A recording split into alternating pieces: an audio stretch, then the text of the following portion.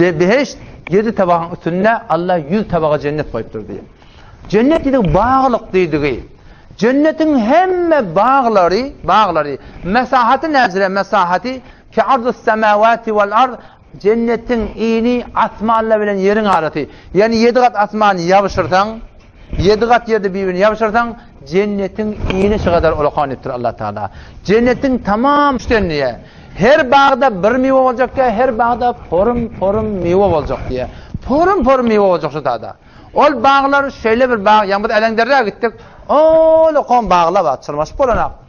Meyve de yok, zat da yok. Cennetin bağları Allah ulukon yarattır. Emma ve cenel cenneteyniden cennetin meyveleri yakıncak olacak. Bağlar Allah şiform yaratıptır diye. Eğer sen dik dursan bağlar goyunrak kalıyor diye. Eğer sen oturdan eterak kayıt ya. Eğer sen kıyışadan ondan eterak kayıt ya. Ve cenel cenneteyniden kutufuha tezallile. Meyveler de atıp sen aydanın oraya etek kayıt ya diye. Bağlar Allah şiform yaratıptır şu tahının. O tamam bağların aşağına bağ, bakça, sebzi, akul, kızılgul, targul. Bugün Peygamber ayeti diye hala hel muşammirun lil cennet. Ve şu cennet ele getirmeden çimir hevas ettiyen. Eliye sevmeyecek bağım diye.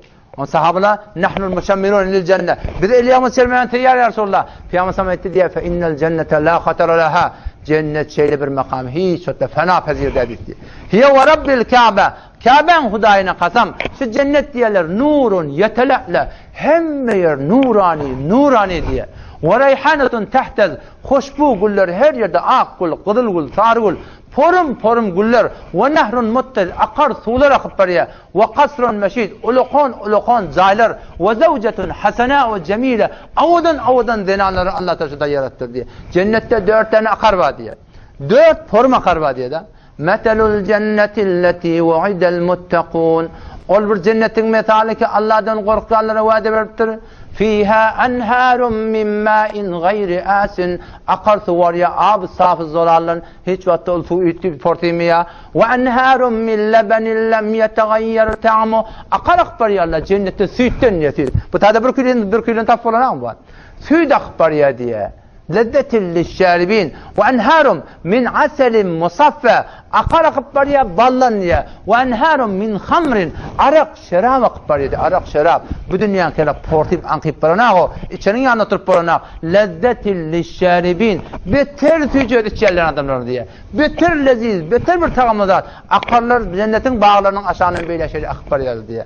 Cennette şol akarlardan 3 porum içilecek Müslümanlardan. 3 porum içilecek. Bir valiye cennetiyle ödüşecek, bir valiye huddamları içtirecek, bir olacak Allah'ın ödüştirecek diye. Yeşrebune min ka'sin kana mizacuha kafura aynen fiha tusamma selsebile. Cennette bir olacak, cennetiyle öller şol cennetin akarlarının piyale şaraplar alıp öldürüşecek diye. O bir yerde olacak diye ve yusqavne fiha ka'sen kana mizacuha zencebile içtirilecek, gül yazacak oğlanlar hadım olacaklar getirip içtirecek diye. Ve yetufu aleyhim vildanun muhalladun. Gül yazacak takkar çıkmadık oğlanlar olacak diye şu tada. Onlar getiripse cennetin rivallarından sana dedi içtirecek diye.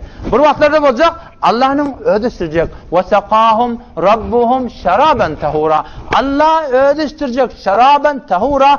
Pak konandi dil kullen yürek kullen kaygı gam. Hemmedattan boşak çekti.